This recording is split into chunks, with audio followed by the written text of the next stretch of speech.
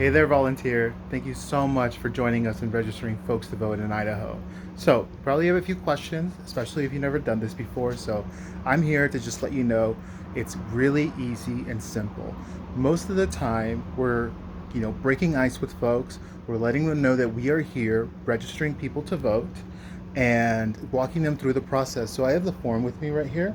And lucky for us, these are all numbered. They're going to be backwards on because it's the phone, but these are all numbered, right? So it's just 1 through 10. Um, the name, first of all. Second, you can either do your Idaho driver's license or the last four of your social. Most folks, right, if they don't have their Idaho driver's license on them with them, they'll go ahead and should know the last four of their social. You do have to be at least 18 years old, which is number three there, and at least a U.S. citizen. And so that means no for permanent residents. DACA unfortunately can't register to vote and vote here in Idaho, but there are still other ways they can get involved.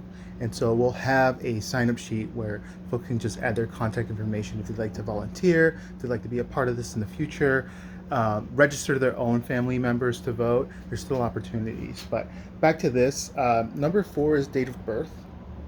That's the one that actually people miss the most. And so as you're handing these forms, right, you're handing the clipboard with a pen to a person who may not be registered to vote, having them fill out everything, and then just go ahead and check it before you actually walk away from that person.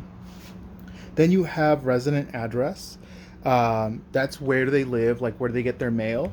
If they get their mail elsewhere, there's an opportunity to add a mailing address specifically, but only if it's different than their actual residence address. So like a PO box, for example.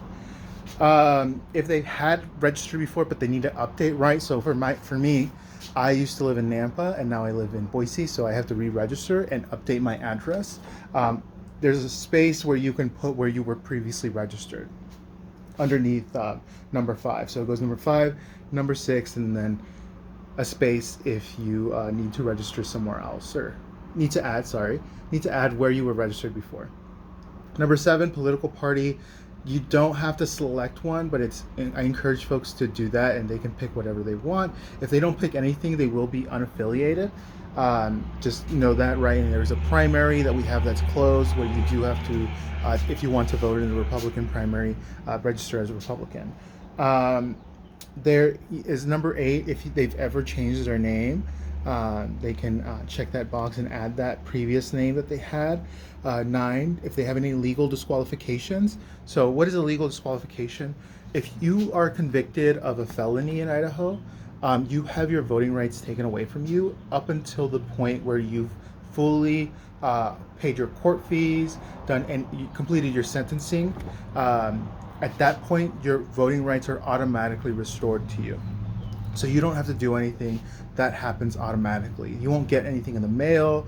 You won't get an email. You won't get a text message, a call, nothing. It just happens automatically. And so as long as folks have served their time and completed any kind of fees, they should be good to go, no longer having that legal disqualification.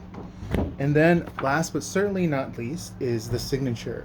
Make sure folks sign and date these forms, and we'll just be collecting them. On the back, you'll notice that it has a list of all the county clerks. That's so when we mail them out or drop them off, we know where they go because each county clerk has its own designated place where that goes. But that's all there is really to it. We want to make sure that we're friendly. The way I go about this, and this has been really helpful for me as I've been doing this work, is that we are here offering, is to have the frame of mind of thinking like we are here offering a gift to people. We are offering them the opportunity to vote with their values, to speak up for their communities through the political process that we have here locally. It's not the only tool, but it is a very vital one when it comes to what is it that you would like to see happen in Idaho, and are we engaged politically enough to do that? And so registering to vote is a necessary step, but so is voting, so is being helpful in providing voter information. There are many different ways we can engage. on this, and so this just opens a door. This literally opens a door so that people can experience the right to vote, suffrage, and have a voice in our politics.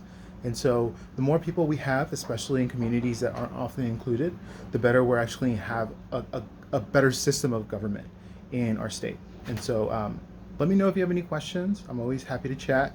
Yeah, and thank you again.